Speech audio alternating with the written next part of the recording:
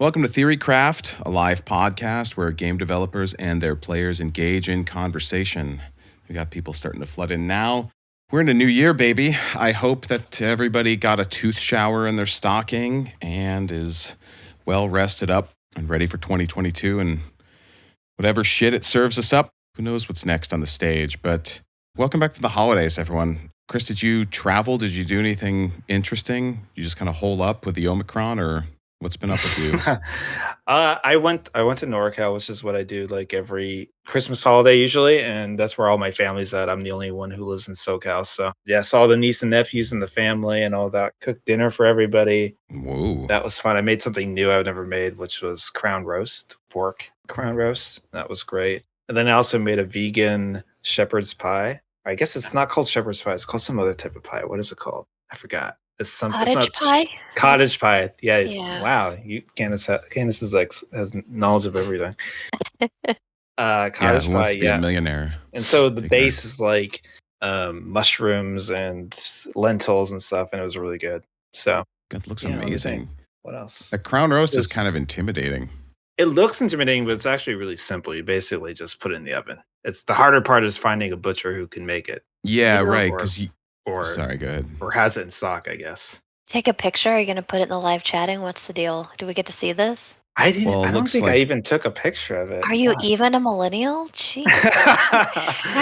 I know. Dude? I was like juggling 9 different things. I never even took a picture of it. Someone Let's did. just pretend. That means that if you're juggling 9 That's things. It. Let's pretend that is exactly what your crown roast looked like. So the problem is you got to get those. Isn't it called Frenching when you have to pull the bone back like that? Maybe. Let's just pretend it is. Sure. Cool. But yeah, it basically looked just like that. I mean, that is pretty, and I didn't have that presentation with the croutons. It looks like it's so medieval, but it was really good. Fun. I think pork is really hard to cook though, because a lot of times it's very easy to keep it too long in the oven, and then if you do, it turns into styrofoam. So you basically have to have faith when you take it out to let it finish cooking the last 10 minutes or so, because it cooks right after you take it out of the oven if you tent it with foil. Right. Because you got to pull it a bit early. That's amazing. And then I wanted to ask you about this because we were talking a little bit about cakes and that snackable cakes book I bought last time, and then I saw you made some orange olive oil cake that you were posting around. What was the deal there? Same thing? Oh, I made that for New Year's Eve. Yeah, that was really great. One of the best desserts I've made. Yeah, I'll post a link to the recipe, but it's an olive oil cake, but then you also use like orange zest and some orange juice and also like an orange liqueur, like Grand Marnier or Marinara, or I don't know how you pronounce it. Grand Marinara, yeah. yeah. It's something French, so. That's awesome. Yeah, that was really great. I'll post the recipe. I did have a picture of that. Cool. I was a millennial that day. And it was good seeing the fam and everything. I guess you didn't go up for Thanksgiving? I did not. I stayed down here for that one. I just sort of worked. Mm-hmm. Yeah. Lots of stuff. Did anybody get sick? Was it like you just drove, right? No, I flew actually, and I didn't get sick. Flew? Yeah. Okay. Yeah. Congrats. It's sort of weird that I haven't gotten it yet. I kind of feel like maybe I had gotten it and just didn't notice, or I don't know. Yeah. Have yet to get COVID. That you know of. Yeah, maybe you're just like some asymptomatic god. Building our vaccine off you. Yeah. It's possible. Yeah. I have the cure. The cure is in me. There you go. Cool. Well, welcome back to 2022. So, Candace, last time you weren't with us because you were homeless, or so you wanted us to say. What's going on there? Obviously, you've been rehomed since then? I have a home. Yes, thank you. Mm-hmm. I found one. I actually just moved into a different apartment in the same building that I had my previous apartment. And if any of you follow me on Twitter, you probably know that I went through a pretty heinous breakup. And I wanted to mention it, not to like dox anybody or not to like make this about my personal life, but it's just kind of funny that the reason that this all came to light, like my partner had been cheating on me for over 1.5 years during our relationship, even during lockdown, like making excuses to leave the house to go see this other woman. And I had no idea, obviously.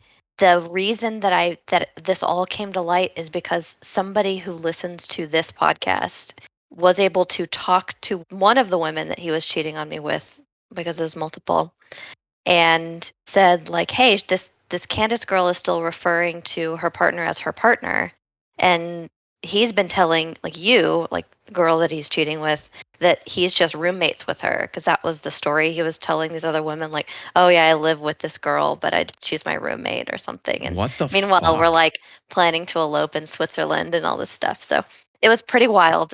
And so I want to thank whatever listener blew my whole life wide open right Holy before shit. Christmas. Yeah. And there are more details that are even more unbelievable. Like if I were to sell the screenplay, people Yeah. wouldn't even fucking believe it. Um, but Wow. it was a wild ride. I am now partnerless.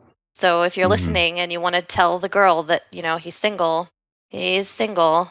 But and yeah, I love my new place. It is $1,000 cheaper per month than my last apartment, which is really nice. And it only cost $10,000 to break the lease. So I was homeless for a little while. Was trying to like move again because I had just moved 6 weeks prior to moving this time. But hey, life goes on. So Are you at a point where you've just like kind of had enough shit thrown your way that you're kind of just, I don't know, immune to new things just sort of going bad and you just take it all in stride? I mean, like 6 weeks of moving and then something like this. I'm not trying to like minimize your experience. I just mean like no, you you're just, not wrong. you Like keep going. 2021 was a pretty abysmal shit year for me. I lost my mom, I lost my grandpa, my partner's dad who I was getting closer to and I cared about my partner. His dad died. We'd actually gone to England to go to the funeral and all that stuff. Yep. So it was just a year that was full of death and loss because also like I guess I'll dox a little bit, but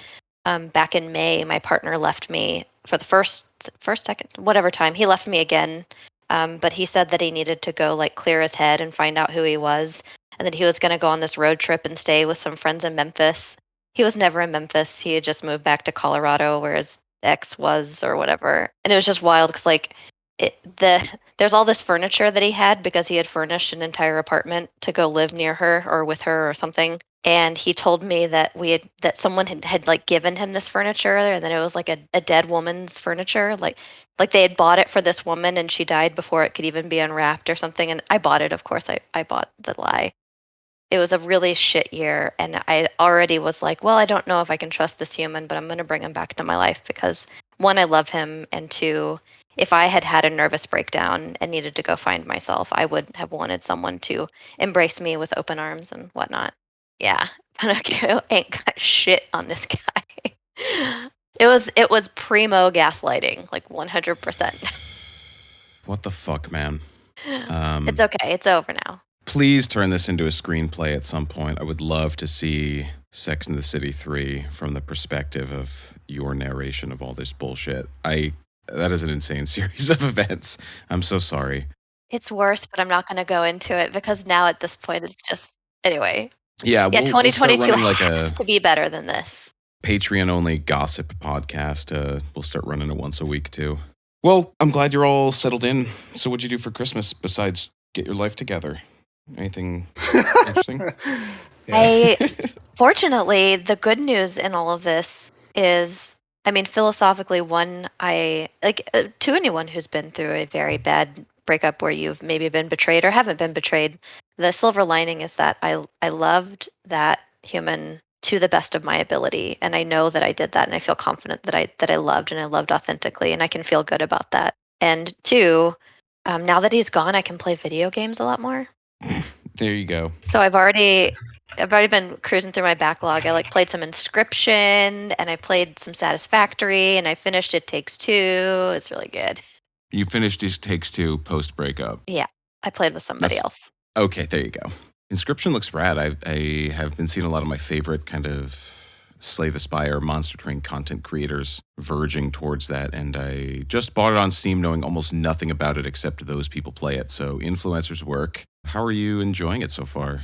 I don't want to spoil it for you because it's a very delightful moment, but I will Okay. tell you that there are only a handful of roguelikes that I can stomach. Mhm. And the reason being is that I don't think a lot of them do enough for my personal taste to make dying feel okay. You still feel a pretty significant sense of loss. when you die in a roguelike. But this one really takes the cake. Like this one, it's really good. When you die, you're actually almost excited because there's all of this new like wonderful potential whenever you die, as opposed to like you're gonna get a new hero and maybe they're gonna roll some better stats or something. Like it's great. It feels really good. And the theming is really cute, and the character that like main character that you interact with the most is just a bag full of joy and spookiness.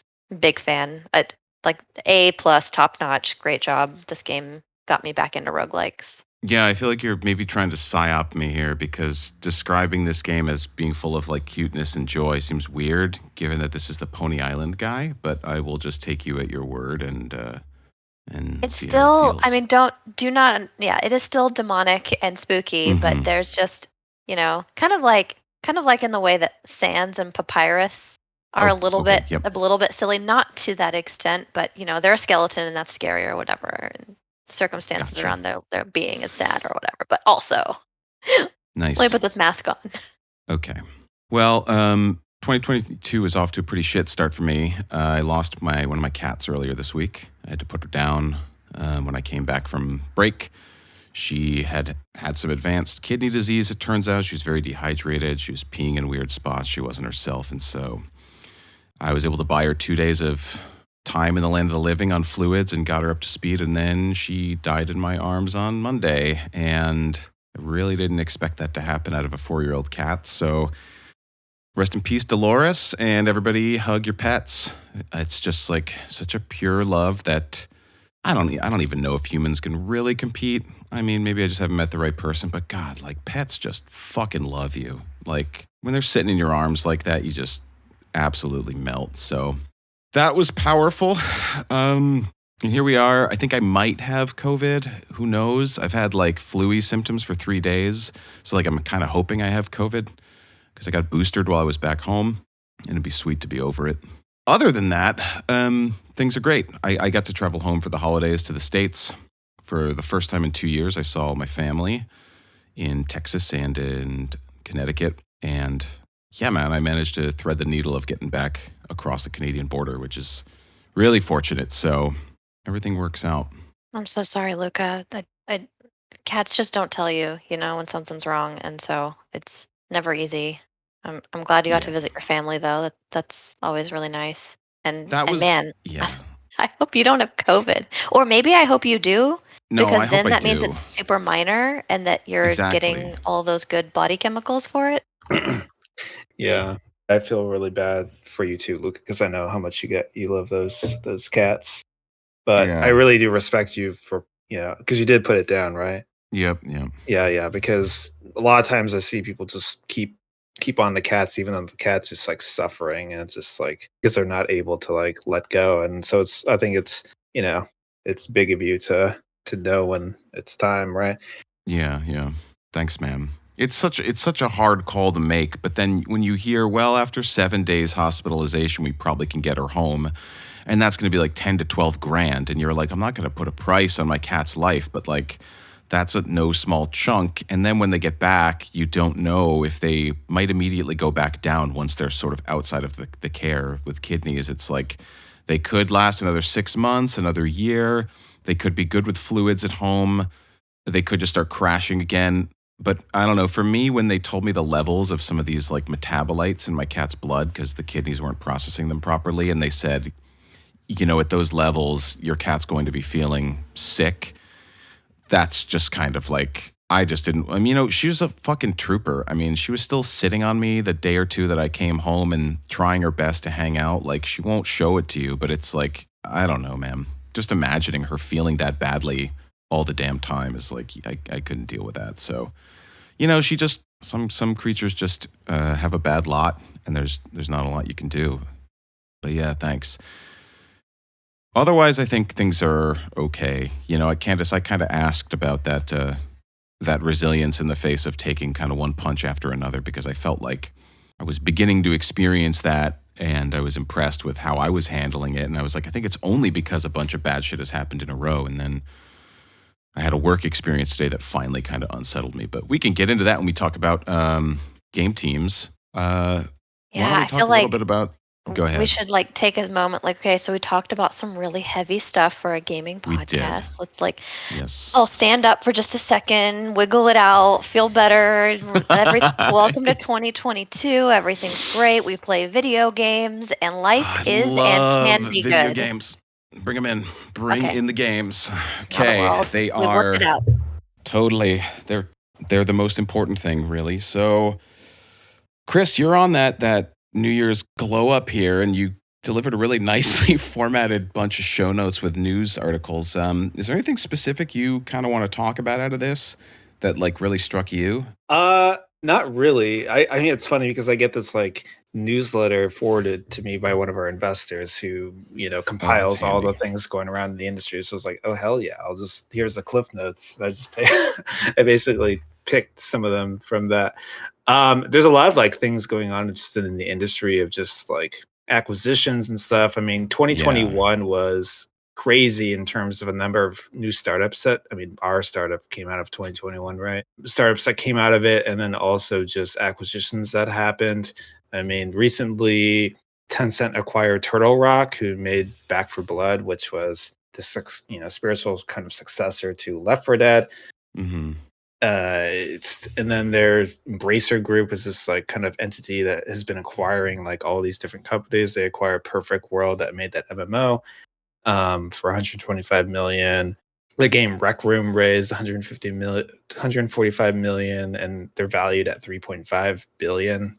It's just, valuations. I don't know. There's no great methodology to figure out how valuable something is, especially in this day and age. But that seems wild to me. So it just seems like 2021's continuing into 2022 in terms of the economy and things. It just seems we're in this transitionary period where you're going to see a lot of new studios, you're going to see a lot of new technologies, whether it's the blockchain or crypto or whatever, keep trending forward. Also, Sony just announced that VR2, I think they call it, or whatever, the new VR for PlayStation, for PS5. Yeah, that looks rad. A lot of people meme on VR, oh, VR is, who the fuck plays VR? But behind the scenes, it's slowly growing. It's quietly been getting better, too. It's already at the point where everybody I know that owns one of the portable Quests doesn't complain about it. And a lot of the early issues, I think the Index, I haven't really heard anybody complain about that. I even found the last gen Sony, the PlayStation VR, to be pretty comfortable. And so it's just I don't end up hearing about that many super breakout titles that are VR exclusive to make me feel oh, it's arrived. But certainly for those who are into it, it's just been getting better and better. And it's not like companies are giving up on it either, right? Right. Yeah. I mean, I constantly always see on Steam one of the most top selling things is their VR kit, and VR games still keep selling really well. And so I don't know. I think also during the break, I noticed there was some story of VR being one of the top downloaded apps, the Oculus app being one of the most top downloaded apps. So I don't know. We'll see where it goes from here. But I still kind of struggle with VR just in terms of session length. I think anytime I play VR for longer than 30 an hour or so, I just get really fatigued. So I think it has a lot of challenges with it, but it's probably going to be one of these things that's just going to slowly grow. And as the price for a headset keeps declining, I think the Quest 2, how much is the Quest 2? It's 150 or something. The price is coming down. It's 300 or so. But yeah, there's sometimes sales and stuff like that. But do you think that a lot of the creeping development on VR has to do, is it tied in with all of the metaverse buzz that seems to be abound in the last several months too? It's not going away, right?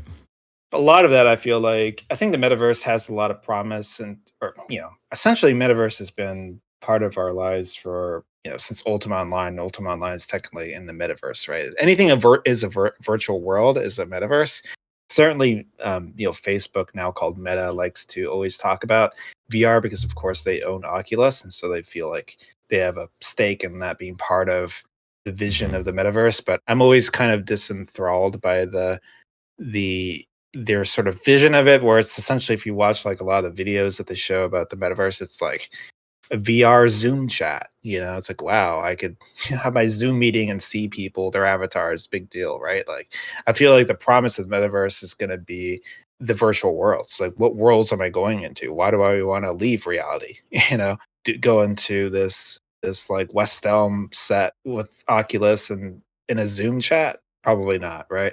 A virtual world in like one of the IPs from Blizzard, or Lord of the Rings virtual world, or Star Wars, holy shit, or something like that, right? That to me gets me excited, but we'll see. So now the metaverse just means any fantasy world that is not our world? Because is that going to include books? Like, does it include book? I'm just my mind right now. It's going to lose meaning if we get too broad with it. Like, I appreciate Chris kind of well actuallying that and giving us like the technical definition, but I think that, yeah, it's going to start to lose power if we start to separate it too much from sort of this like persistent, connected. And I don't know, for me, the idea of the metaverse still has to do with a VR headset.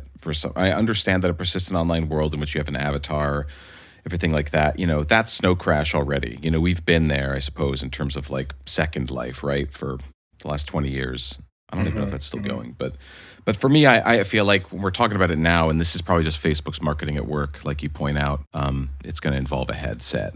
Like the metaverse demands full immersion, or perhaps like AR overlays if you want to be engaging with it in another space. But I mean, I noticed in one of those interviews with Elon Musk, he was talking about the metaverse a bit. He thought it was just kind of buzzwordy, and of course, he talks about his vision of plugging into some other virtual world, which is using, God, what is it called? The neural net or whatever.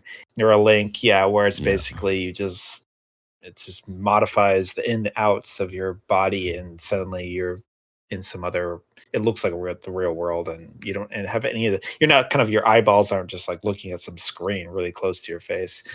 I saw this meme the other day, which it's something I'm always thinking about, which is like, remember when you're a kid and you were like playing a game and your mom's like, get away from the TV, you're gonna go blind or whatever. Yeah. But today VR is essentially fucking screens right up to your eyeball, right? So I don't know. That is funny. Mm-hmm. I haven't done a lot of research on I'm sure all the data online, which is paid for by Oculus, is it's totally fine. But that's interesting.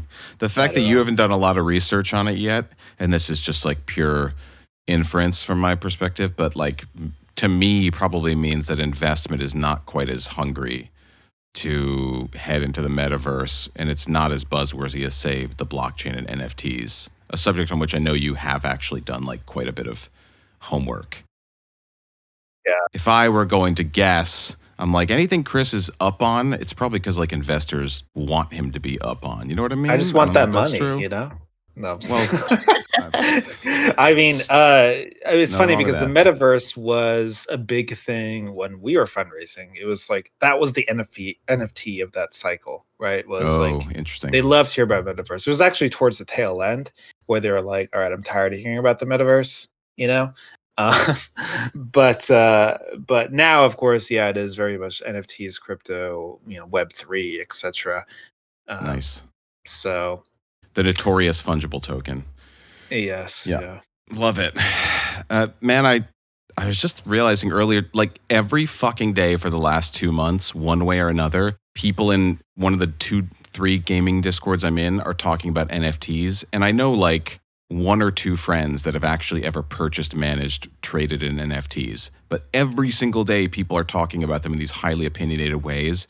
And it just kind of blows my mind that like this is so much the conversation when I actually look at the percentage of engage. Like, why is it just such an irresistible topic for people to stay hooked on? Why do we have such strong opinions on it and want to discuss it every day when it's like, I don't know. Yeah. Don't you feel like the conversation is really outsized for the actual like participation in it? I feel at least last couple of years, the zeitgeist, the culture is really obsessed with FOMO. I think FOMO is so part of our culture right now. Everyone is afraid of missing the next big thing. FOMO is part of game design too. That'd be an interesting topic. It's core to the human experience to be afraid of missing out on something. And certainly I think that's a big part of NFTs. And it's really funny because it's like you talk with even people who are building NFT things, and there's like a lot of deep skepticism of that's even anything. But everybody's just a sort of like, they don't want to be left behind, so they're still like getting involved in it, right? So I think that's part of it. The other part of it is that you could really flip money with NFTs if you spend a lot of energy on it. I have a lot of loose contacts of people who've turned like 50 grand into 10 million, in a span of a year, flipping NFTs or crypto, whatever. So, there really is a lot of money you can make from it. How long that will last and, whether regulation will curtail it is an open question. I think Yeah. it also dovetails into the whole, like, I think you and I I've been talking with this with some other of our mutual friends, but the whole anti-work movement of viewing like, I just don't want to work anymore and working is bullshit. And I'll just, make a bunch of money flipping FTs and just log out of the economy or whatever. That's a very big, there's a whole ambient kind of undercurrent of that existing in the culture right now too. And a lot of it comes from really well. I don't blame a lot of people for not enjoying their job or having being mistreated or misvalued or whatever at their workplace. Totally, there needs to be improvements there, but it also, I'm just saying it's related to that as well. I see. That's, to wrap it back around, this is why we feel like it's being talked about so much every day, even though percentage-wise, I don't know that, for all the people that in my life that have talked about NFTs, I just don't think the majority of them have ever actually engaged with crypto trading really in their life still. But it is a hot topic, and I think I really would, despite, I'm not telling people to buy NFTs, but I think it'd be it's worth it to download one of the apps, Coinbase or all these things, and buy an NFT or buy some crypto and trade it just to understand the experience. I think it's worth just understanding how it all works. Yeah. Because once you do that, it changes the way you think about it. Because, anyways, I think that's worth doing just for inquisitive people who like technology and stuff to do. You can understand it. $10 on that experience. Candace, any news that struck you in the past couple weeks? Like it's been like a month since we've talked to you. I don't know if anything's rocking around your brain industry-wise. What is? Did you read more about Twitch viewership growing 45%, and that's in 2021? Yeah, it grew year over year. I mean, a lot of that could be attributed to just everybody was kind of quarantined or like not whatever. I don't know. Yeah, I mean that seems extremely reasonable. I didn't dig deep into that numbers, but it is interesting to see Twitch, growing. Which is, I always kind of had this like negative view of Twitch. I'm always like, it's just, it needs to be disrupted or something. It's not growing, not improving. I just think there's so much potential with the platform, but it's just not really going anywhere. But I guess it is growing. The other one was, and I'll tread lightly on this one, but it feels like that there has been whispers and/or slight hints towards maybe Bungie is going through their cultural reckoning, similar to the way that Riot did in the past and Blizzard is now. But the thing that's worth mentioning is like, one, good for the women, NBs, people of color, underrepresented minorities, whatever at Bungie. Good for you. Like, get your equality, get your culture that makes you feel safe and included. Like, if I had one of those like party blower things, whatever there, I would do it. I put my party hat on, emoji. the clacker, right, party emoji. Also, why the fuck don't we hear more about it? Why is it anytime someone sneezes at Blizzard, there's 10 website articles about it, but I can't figure out, is Bungie a safe and inviting place to work? What are, is it, are people okay? Yeah. Good question. I mean, I think the based Asmongold take on this is it's because WoW is just not good right now. And if the game were good, people wouldn't be ripping Blizzard as hard as they are. I'm not sure that that's true, but I do think that it's easier to sort of dogpile on when already, like, we've had years of kind of fires at Blizzard, starting from the Diablo Immortal days and then Blitzchung and then kind of going on and on. So it just feels like we love to just basically watch. The loftier someone is, the more we like watching them fall. I really think it's because Blizzard was once so hallowed, right? That like there's still more mileage to get out of this story of, oh my God, can you believe that, like, here's where it is now. At some point it will have to stop. See, and I'm not wishing for the juicy drama or details, I should say. I just feel like if there are people who feel like their voices aren't being heard, then these are the times that people are emboldened to tell their stories and to make meaningful change. And so I just hope that this isn't more of a culture of sweeping something under the rug, I guess is what I meant to. I'm not just about Oh, like I see, juicy see, drama, see. if you know what I mean. So I hope everything is good.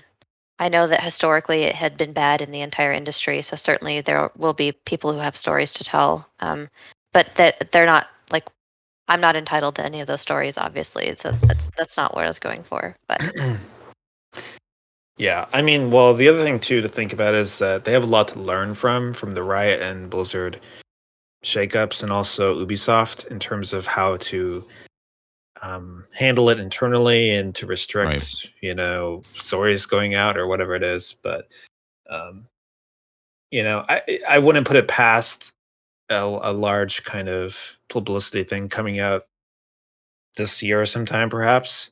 Because I remember always thinking when Riot was going through their drama, I was like, well, Blizzard's not Saints either. Like, well, but you never hear about these things here. And it's just a matter of time, right? So, yeah, I guess I'll just end that topic with like if you are affected and you are at Bungie, I stand in solidarity with you. I will believe you. I will listen to you if you want to be listened to. And also like healing is a long journey and I wish you well on it. Maybe overly simplistic too, but just looking at this Verge article talking about the report from IGN about Gail DeHaan stepping down. This is December 16th. I mean, I think there's also maybe something to be said about when the first chapter of this story released in the news cycle, which is literally before the holidays and Omicron taking over the globe. So it's like just not Yep. hunting as much as the Midsummer Blizzard stories, like Well, we are 38 minutes into the episode. We haven't all right, touched our so it's been good, topic. everybody. We Hi, will see everybody. you Have a next good week. one. Yeah. Yep. Well, there's some catching up to do. We haven't talked to you for a while. So, game teams, how they run, how they're organized, what works best for where. We wanted to talk about some of our experiences at different places we've been at, just structurally, and kind of, I don't know, give some examples, I think, of how game development teams are typically organized, the ways, the pros and cons of that. We can maybe talk a little bit about where we are now if we feel like we're sort of at a better or more right-sized place for what we like. But we kind of put this topic on the docket a few months ago when Candace had that great quote about how you ship your org, which I take to mean like the way that your company is structured will just sort of come through in the end product that you create no matter what, right? Like the way it's organized is there in the final product. Maybe all of its flaws, all of its complications. Who said that again? Was that Greg? It was Greg, and I was just like, yes. And after, I know I've only worked at a couple of companies, but it just resonates so true. Like, for example, if let's say there's something that you really liked in WoW, like, whenever they made Timeless Isle and there were those chests that you could loot once a day, and it was fun to go out and find your chests every day or whatever. If that's fun, then you'll make a team whose whole job it is to like make that feature work and to advance that feature and innovate on that feature, and then eventually it'll become its own thing. So a good example would be like holidays in WoW. When you ship the game, you're like, okay, well, we're going to celebrate the holidays that we know about, and then eventually you become more globally relevant, and then there's more relevant holidays that maybe are also worth celebrating, and then you think, okay, well, maybe it's time that we spin up a whole team who's just dedicated to making holidays and updating holidays and making sure there's Christmas gifts and new quests for Valentine's Day or whatever, and then that feature like exists in the game because you've now inserted it into your org.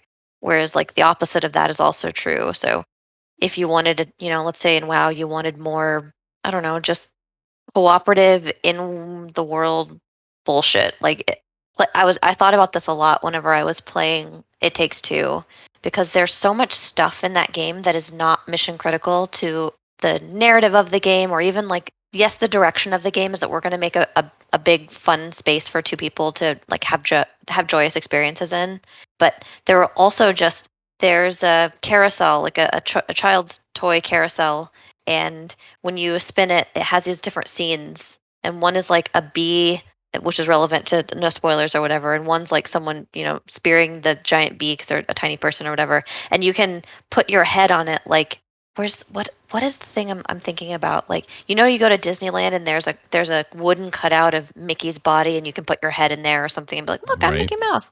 It had that, Yeah. but it was relative to the game or relevant to the game.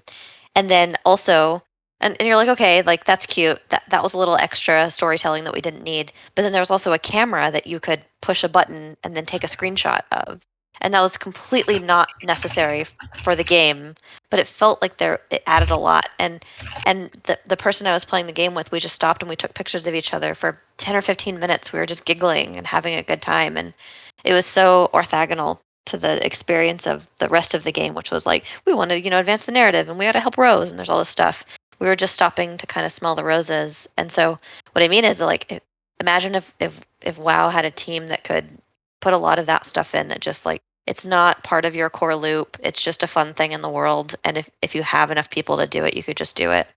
Then that would you would ship that org too, just so you can tell so much about a game, like as a developer playing through a game, you can tell what they value because you know the things that they'd have to assemble a team to do once you've been in the industry for long enough. And so I feel like that's why I appreciated those little things so much more because it didn't just require art and design and programming to put it in. It took careful consideration and it was still a tailored experience, even though it was just an accoutrement to the main piece, which is like, the gown or whatever.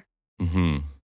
Yeah, when I hear that, I first think of, well, the reason that also happened is because someone was given the time and space to explore something like that, and in a more rigid organization that might run more effectively and have to meet timelines more strictly, you just might not really have room in the dev cycle for somebody to sort of wander off and do that, even if they found a fun point. And That's so what feel I like, mean. So yeah, that's why I love the idea that like if I were to start my own game team, there would just be a team of people who are just like in hackathon permanently. Usually, hackathon is it's like a period of time, usually less than a week, that they'll let you put whatever you want in the game, and then there'll be an approval process or whatever if it actually stays. But the purpose of a hackathon week is to keep people engaged and loving the product and innovating and still thinking about their relationship to the game that they're making. And I think like many tech companies do in a hackathon. It's not just games.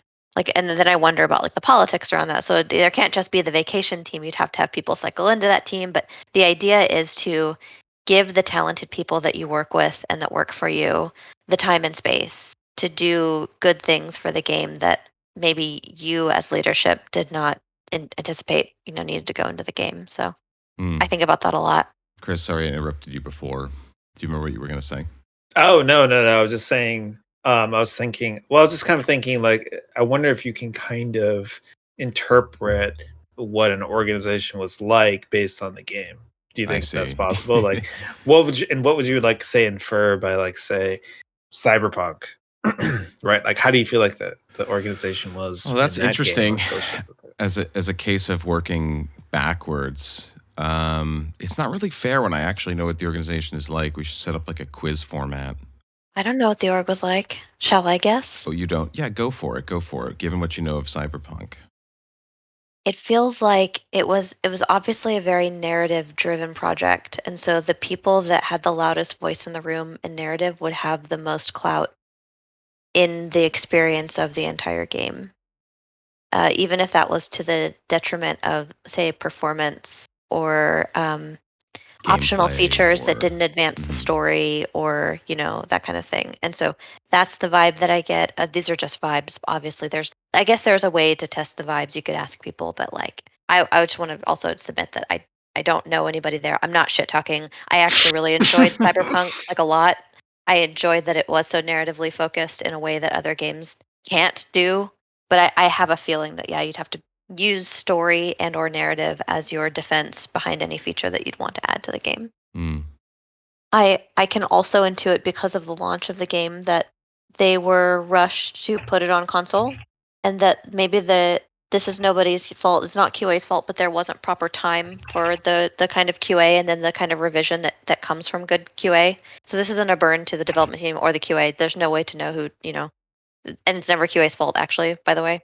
But it does feel like that also rolls into the vibe that like, well, the story is really important, and did the story work? Then if so, then we have we have a sufficient game. I see.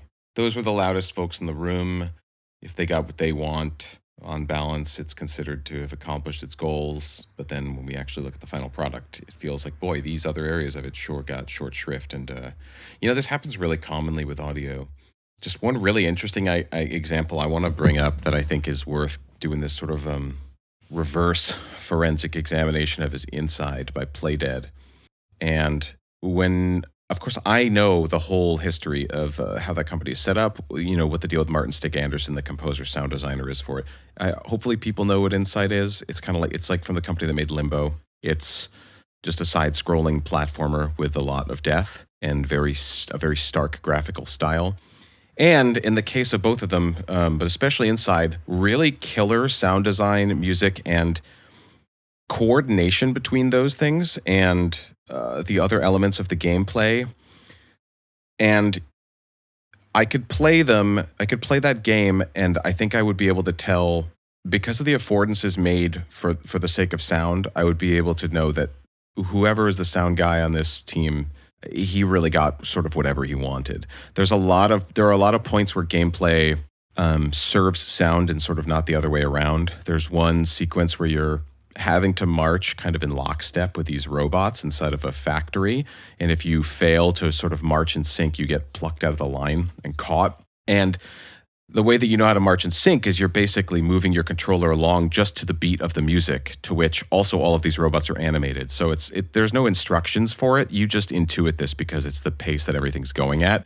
But if you die, what happens is the reload is delayed kind of dynamically. The time it takes for you to spawn back in is delayed dynamically, such that when you do get reinserted, there's enough time for you to like get ready to start walking on the next beat. It's not just like reloading immediately or anything like that.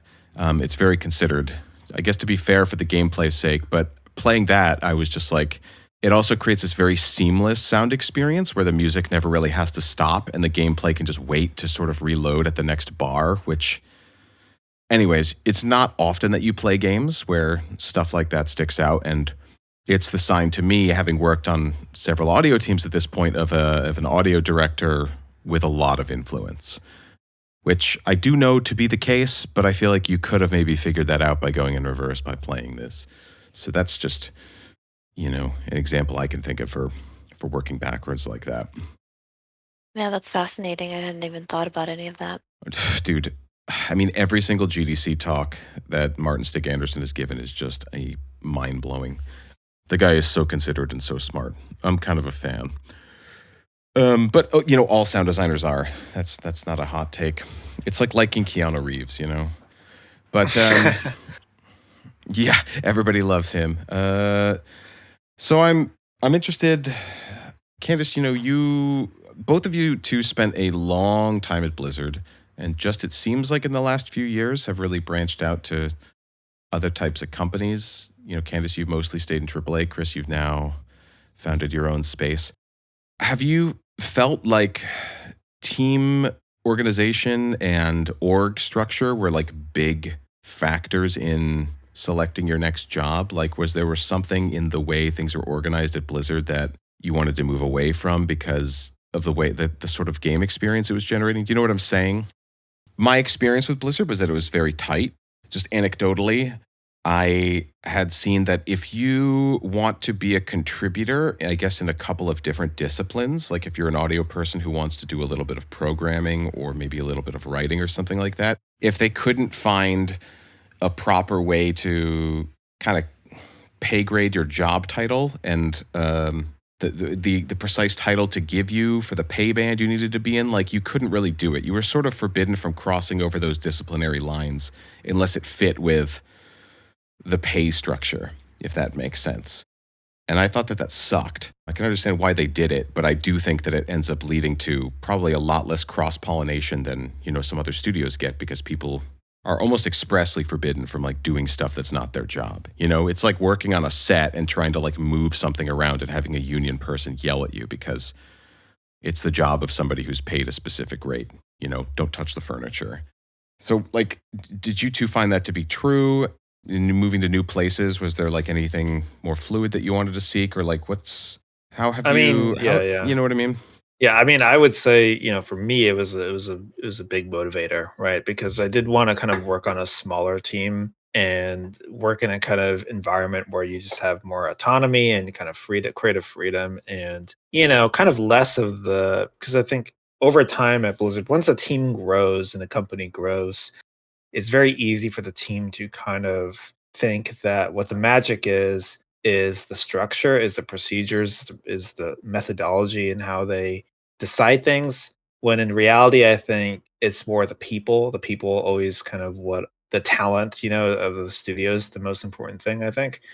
And so over time, the studio can get very kind of complicated in terms of how things are done. Like there's a certain, you have the idea and then you have to get that approved, and then that gets approved, and then it gets vetted by the director, and then the director approves it, and then you can prototype it, but you have to get a certain number of hours approved for that, and then you have to like have a meeting with your lead and etc. to whatever.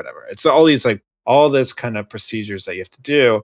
And I think great creative work doesn't really it's harder for it to come out of that environment, not to say it can't, but a lot of those procedures and kind of methodologies are put in place for all good reasons and for well-meaning reasons, but I think it just stampers innovation and creativity and stuff. So it really depends on kind of what the goals of the organization are.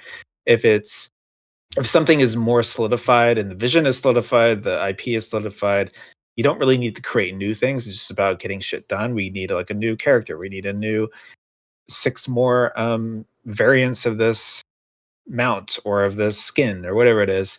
That kind of more really production oriented organization can make sense. But if the goal is to create new things and for new IPs or whatever it is, I think it's less useful in that sort of organizational structure. So anyways, our goal at Notorious is to really create a new IP, to create a new game, a new genre, pretty much. And so this kind of environment, you really need to have trust and kind of lower barriers to just putting things in. So, I think a lot of times when an organization grows and after Blizzard grew to a certain size, a lot of times like a good day in office felt like we aligned. Where I think for Notorious, a good day in the office is we put something into the game, the game feels better, we added stuff, right? So that's kind of my view of it. That's a great line.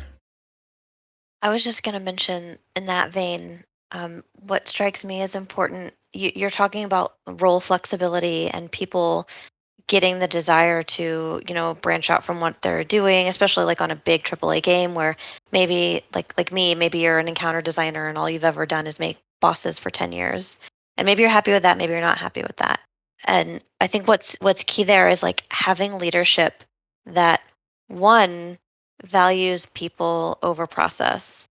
And what I mean by that is like it is so mission critical to build a team that is functional, because a functioning team will perform better than a micromanaged, like a functioning, like willing team will do better, feel better, and be healthier and be better to each other. They'll make a better environment for everything, and they almost don't even need to be led because they've been grown enough to know what they're supposed to do, and they value each other and they value each other's time and they respect each other's roles and stuff like that. Like you don't have to say, well, you're the lead and anything that the lead says, you have to do what the lead says until you become the lead or whatever. Like in an environment where people feel like their voice is heard and they feel like they can contribute to the game in a way that is meaningful to them, but also allows them room for growth. Like maybe you don't need to step into a new role, but sometimes maybe that does mean you need to step into a new role. And so I'm big on people over process in that way. And it's really hard to strike that balance, right? Because you'll get people who, what do you do whenever someone wants A and the other person wants B? Like eventually there needs to be the authoritative voice that says, no, we're going to do whatever. We're going to do a combination of A or B, or we're going to do A, or we're going to do B, or we're going to do C. Yes. And the key is to make a team that respects and trusts each other enough to say, all right, like, I think that's what one of the values at Amazon is like disagree and commit. We're like, I disagree with you. I think we should have B. But because it is a healthier team dynamic, for me to understand that like maybe there's something I don't know about why you're choosing A over B. And giving that benefit of the doubt is so important to a team's culture instead of just being like, well, you're wrong and I don't feel heard and the game is going to suffer for this. But going in with like, well, maybe actually this person could be right and there's something that I don't know is just huge. And so for me, like that's gonna be the challenge for me working on larger teams. If I, if eventually, the MMO I'm working on has a lot of people on it like WoW does, or if I become a studio head or a game director somewhere, is striking the right balance between empathy and authority, I guess. That's always super hard because it's not really authority. I don't know. I mean, I think my game director said it really well. He said something like, "My job is to make sure that I don't need a job. It's like, my job is to put myself out of business by growing all of you into, people who are happy, healthy, and like good employees." And so anyways, The long game story director, you're short, saying? yeah, my game director's dope. His Yeah, name's Mark yeah. Yetter. Um, Also, I think my tech director said something like that. He's cool too. Yeah, I And think that makes sense. But the other part of it too is the other role, his other role will be to defend the team from the methodology changing, right? Or to hold up the kind of structure that he envisioned or the team is working on. Because oftentimes it could erode and turn into, it can go back to something really production driven or low trust or something. So, but I agree with him, right? That it's just, he's not really the mastermind. He's more of trying to maintain the structure, that structure, right? yeah, totally.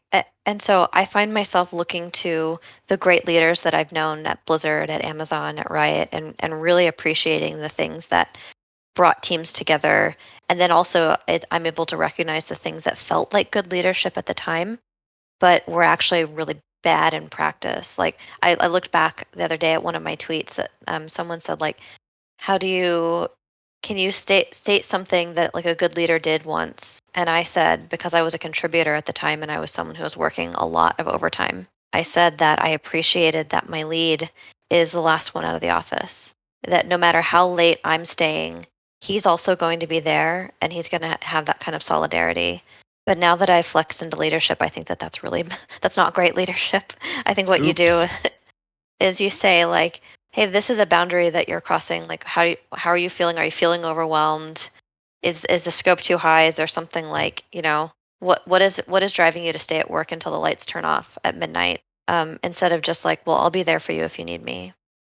But I do think that the spirit of that is good though. I think that if you have someone who's completely disconnected from what you do, then that's not going to make for a good leader. And the point that I'm trying to make here is like some people their leads are just entirely craft leads. So if I'm an encounter designer and my encounter designer is the encounter design lead, then that's someone who's been doing it for a long time, sets the vision, is like the creative authority on encounter design, yada yada yada. But maybe they're not like a great manager or people person and they don't understand how to grow somebody's career and give someone just enough, like raising kids, like giving someone just enough growth, just enough safety to help them actually like bloom in their career.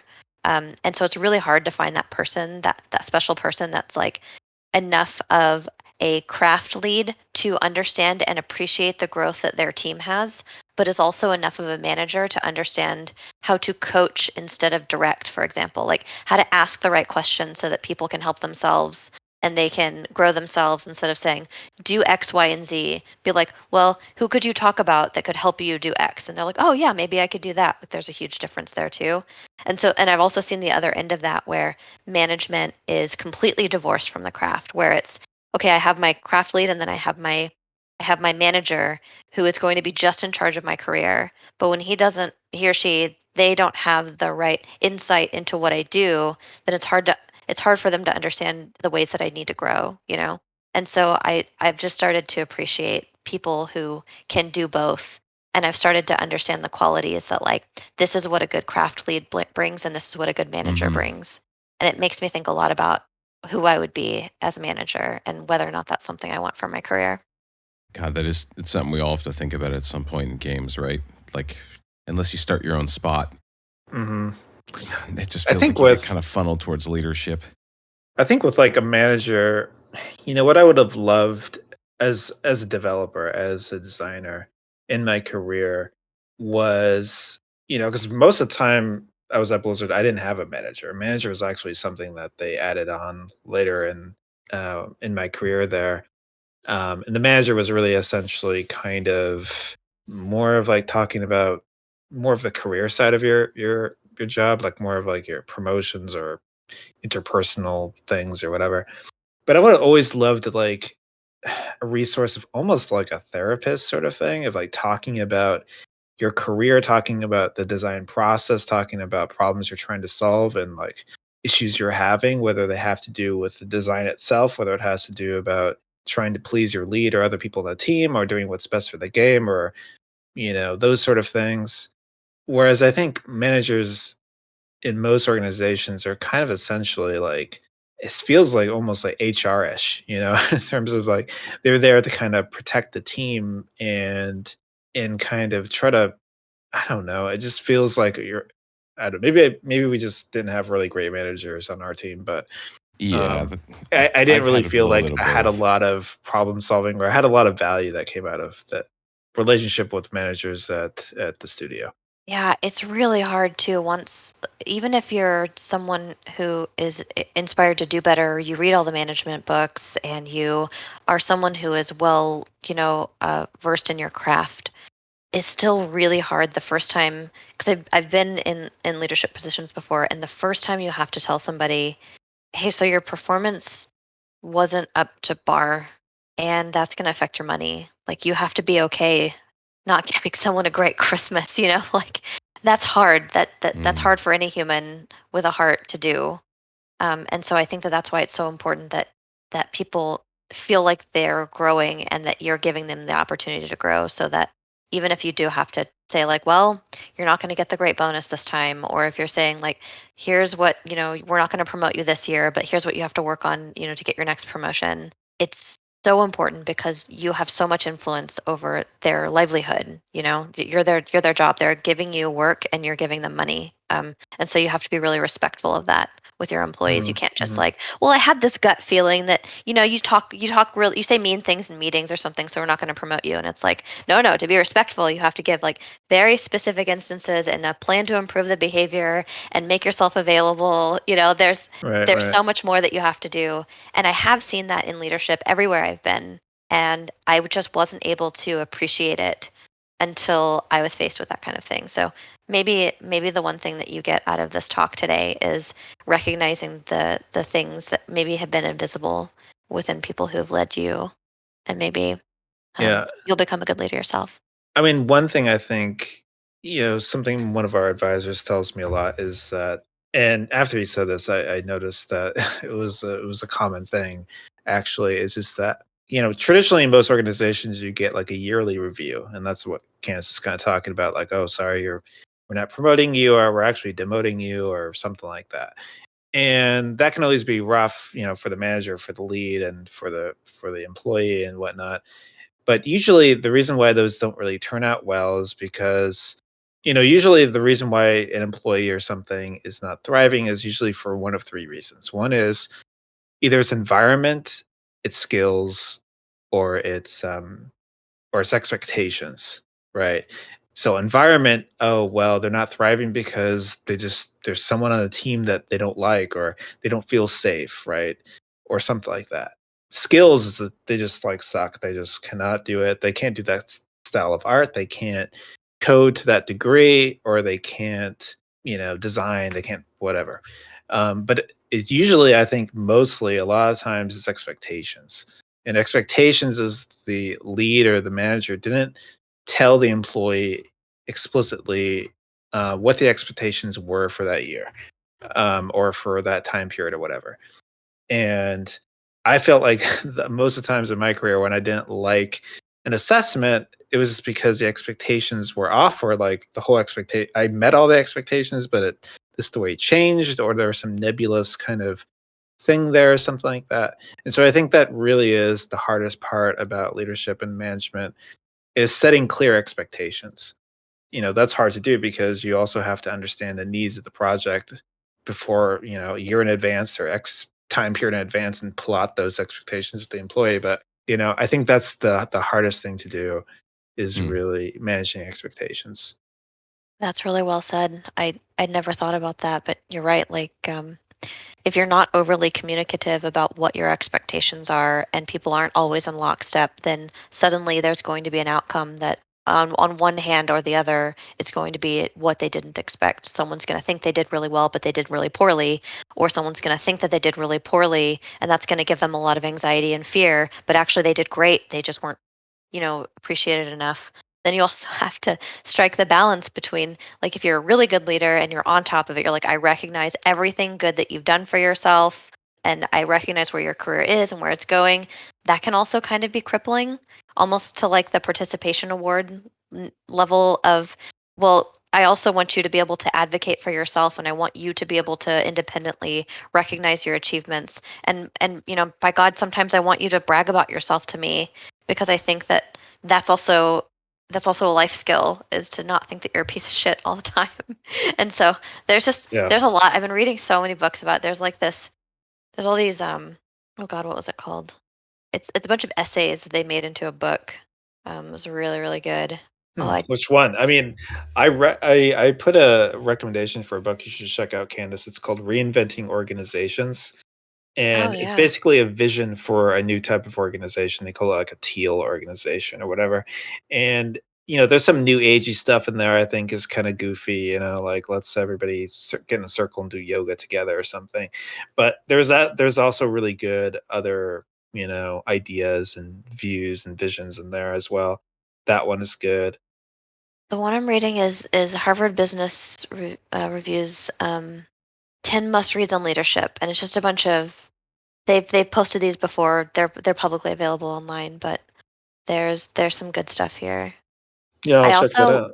I also listened to Tribal Leadership, which was okay. What was the one that was just, I didn't think it was great. It had a lot of good principles, but everyone says you need to read it. Gosh, it basically made up a fictional company and it had this older woman who came in and fixed the company in ways that I can Oh, understand the I know what you purpose of mean. it. Oh, what What was is that? that one called? It's like It's on my Audible. I appreciated it and I God, I appreciated know the the message, exact book. I read that book. Yeah, but at yeah. some point it was It's just okay. infantilizing for them to be like, well, so and so had an argument at the water cooler or something. And it's like no one actually argues at the water cooler. They argue in fucking meeting room. Yeah, They yeah, argue yeah. in Messenger after the meeting. They oh God. What Yeah, was I it? also like this one. It's good. But yeah, I mean there's a lot here on this topic as well. Yeah. I think what's you two are saying quite a bit about leadership styles. And I think what's interesting is that I don't think there's necessarily a best way to run a games company. I feel like, in terms of a structure, because just to advocate for sort of like even like a stricter, more regimented style of things, or a more typical management. Like what works for some doesn't necessarily work for all, and we've clearly seen lots and lots of games come out of all sorts of differently shaped organizations that have been. If you just want to talk about well put together games, it's not like, well, you need to run a flat organization in order to generate the sort of best results. Like, yes, in It Takes Two, the fact that somebody had the time and was given the freedom to go and explore, adding in this little side experience added to it, and it was hugely deep. But that's obviously not the only way to kind of run things. It happened to be for that team, but I don't know. I maybe this is just personal preference, but I feel like I always really enjoy those games that feel like they really have kind of like the Auteurs touch, where there is a very clear vision holder throughout the entire thing. And unfortunately, those seem like they end up being some of the kind of most classically toxic, sort of heavy-handed organizations to work at, which, like, I hate to admit, but I don't know. In my experience, I feel like the absence of like a firm leadership hand at the top of things, just, I don't know.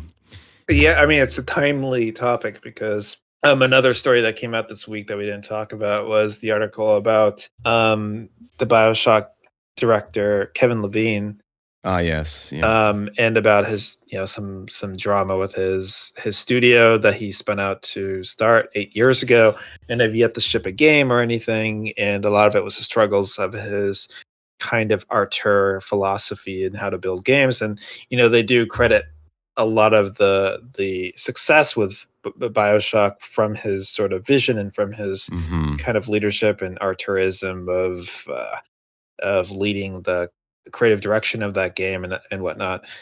And I do agree with you that there's a lot of benefits to that sort of model. And oftentimes I've lamented at our team at when I worked at Blizzard that why are we designed by committee everything?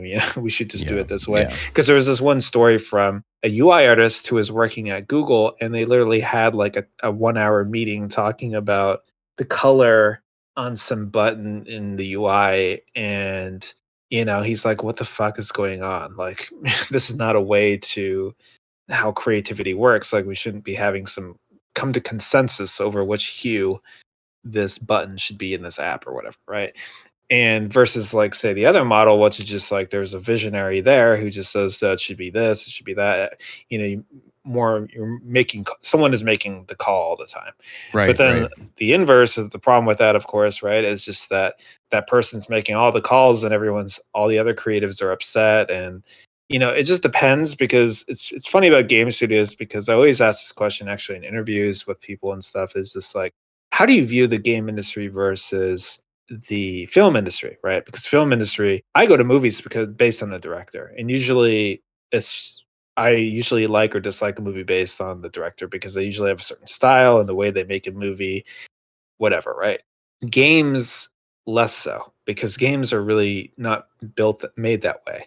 It's not really made, it's not really necessarily just the direction and vision of one person. It's different, and I don't know. It's a lot harder to make a game, I feel like, in a lot of ways, than say a movie. And it's just a totally different structure and how things are done. But yeah, I mean, I always struggle with like which model is better, right? Yeah. I guess I just wanted to say it's not one size fits all, right? Like my time on the audio team at PopCap were some of the best years of my career. And that was an environment that was full of trust and open, and you couldn't really say there was one centralized kind of visionary behind things. And it's a different setup because the audio team encompassed all the audio people working on different projects, but still it was kind of like a subculture that did need to be seeded and organized and supported, in a way, but it wasn't like a vertically integrated game development team. So this is not like an exact kind of equivalent, but that was a very open and sort of trusting culture with a lot of the sort of mentorship that, you were talking about in terms of being able to be open and, bring your full self. And I feel like I that company got some of my best work out of me because I was just so comfortable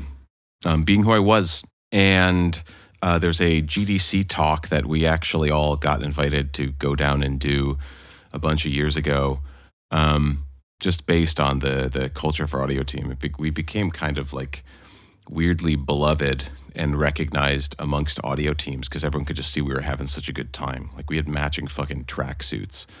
Yeah, that's awesome. Fun. That's awesome. But I equally, and then my time at Blizzard was like very much under the hand of my boss, where there was a solid vision for the game and there was stuff that like would go or not go.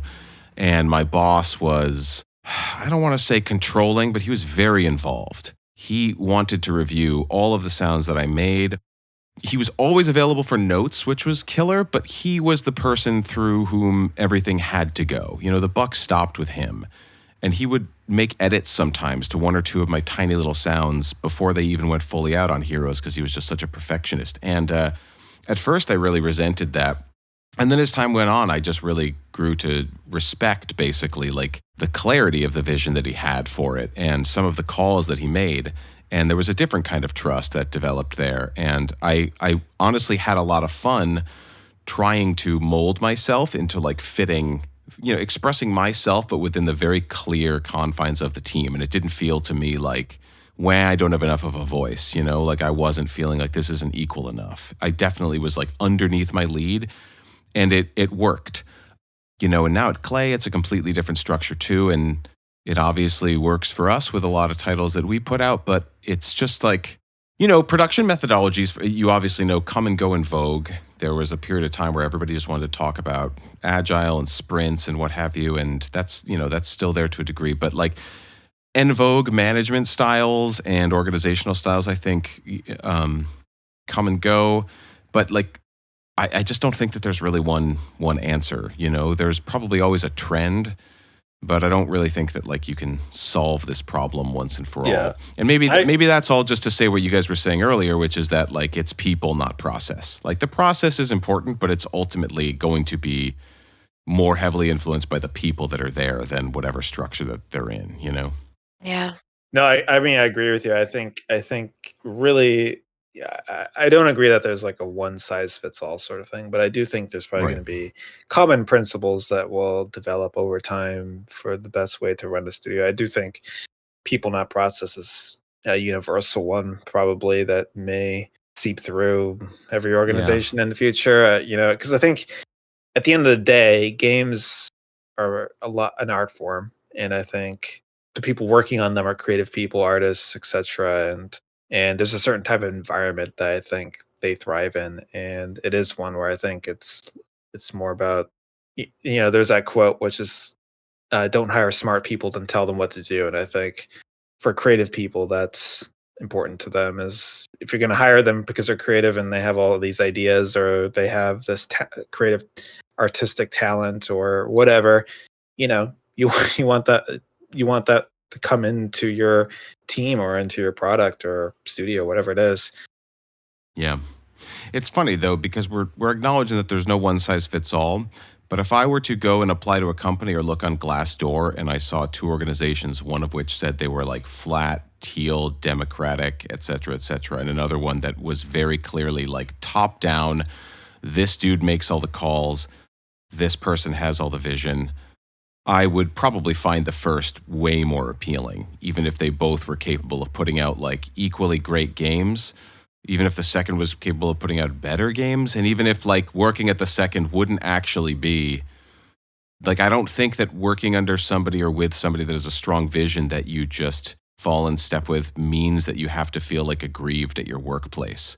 You know what I mean? Like people with vision aren't also necessarily like beating down all their subordinates and forcing people to do their bad ideas. Like I think those stories make a lot of noise, but now working somewhere fully flat, I appreciate like, gosh, it's nice when there are people who are actually vested with go, no go power on things though, right? Like it's just so much fucking faster. Yeah, and also the other part of it too, I think there's people who thrive in different types of environments. There's people who like a lot of autonomy and freedom and self-management, manage their own schedule. But there's other people who are just like they do not do well there. They need more structure. They need more, be paired with a producer who can help them with their schedule and time box things, figure things out. Someone to, help manage their workload. So yeah, just like you said, it's not one size fits all, and it just depends on what type of developer you are and how you want to work. I also wanted to underscore the silver lining of the pandemic, which is one of them is that people in positions of authority and or people at the head of corporations are finally forced to acknowledge that their employees have a life outside of work. Have mental health. Yeah. Yeah, that some people have families that they need to attend to, and taking the time, like the whole industry, the whole game industry went, remote for a while because we aren't considered one of the sectors of business that is critical, so we weren't allowed to go into an office. So many people flexed into this remote work environment. Not to say everyone did, but many did. And it's just that was the first time that, I saw my the kids of my coworkers, and I understand, oh, when he needs to go to the doctor for his kids, like I've seen those kids before. It really increased empathy all around for people on the team, but they've certainly been forced to both acknowledge and, I don't want to say encourage, but yeah, maybe acknowledge and encourage that people have a life that is more important than the job that they do. And it was easy to ignore before the pandemic. I mean, the thing is, there are people that don't really have a life more than the job that they do. And I, I sort of feel like those folks that are just single bachelors, bachelorettes that just want to grind nonstop could even feel like, well, it's unfair that folks that have decided to spawn get prestiged in this kind of environment in terms of the empathy afforded to them while I just crank. I'm not saying I feel that way. I'm saying that I could see, there's kind of a flip side to every coin here. That's And yeah, that's yeah, totally valid. I agree actually that some people might feel like it's like whenever, smokers used to get smoke breaks, or maybe they still get smoke breaks. You're yes. like, well, if I Yes, smoked, then yes. maybe I could get 5 minutes off. Right. I totally Kids are feel like you smoke there. breaks. Yeah, that's Um, yeah. but what's healthy to come out of it though is that it becomes so now you can't just assume that everybody has infinite time. And so Mhm. maybe those kind of values will be instilled upon other people. Like, yeah, maybe if you want to go play the piano, or if you want to just go play video games instead of, if you want to decompress and play video games, or whatever it is that you want to do, like do something that isn't just work. And it's safer to do that because other people are kind of paving the way for you. But yeah, I totally understand the flip side of that too. I have and feel free to interrupt me at any point if somebody raises their hand. But one other observation I had with team structure and going into the pandemic is that I think before this, especially given the sort of company I work at now, which is very flat and doesn't have producers per se, I probably fell into the camp of just producers. Am I right? I mean, they're not the most popular. They're not the most popular role.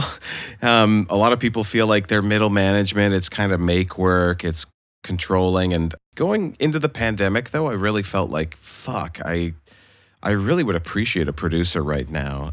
It was such a catastrophic shift that really randomized a ton of people. And I think it pulled the rug out of like all the kind of natural morale that you had with just self-organizing with people in your workplace. And like I really wanted that reassuring presence of somebody who was just trying to like keep the trains running on time, or even kind of cheesily responsible for team morale during all of that shit. Anyways, this is just to say, like, producers of the world, I think in the work from home landscape we're in, I think they have a real role in keeping the mortar there, even when everybody is so distributed, Yep, I So hear you. here's to good producers. They are out there. Yeah, I agree with you. We have no producer right now, and I definitely am like, yeah, we could probably use one. I know. Because I mean, the reality is, I remember always talking about the lore of Valve, because most game devs know that Valve, quote unquote, has no producers. But in reality, is someone has to do that management. If it's not a Yes. producer, it's going to be that employee. And so when you think about it in a min max perspective, why would you want every employee to be also a producer? Because that's a skill that they have, you have to develop, and not everyone's going to be equally good at managing a Kanban or some schedule or estimating or tracking things, right? It really is a skill that aligns to a certain type of person. And so to expect every person to do that on their own in some ways sounds more inefficient than efficient. And so, yeah, I mean, I've thought a lot about that. But on the flip side is just that once you take away that responsibility from the employee of self-managing their own schedule and stuff like that, it just starts to retard, and they don't really are able to do it, and they don't develop that skill, and it gets worse and worse. Right. At the end of the day, each Mm. employee will have to self-manage a little bit, right? In their And own so lives, ideally, yeah. so it may be better long term for you to have less reliance on just producers doing everything.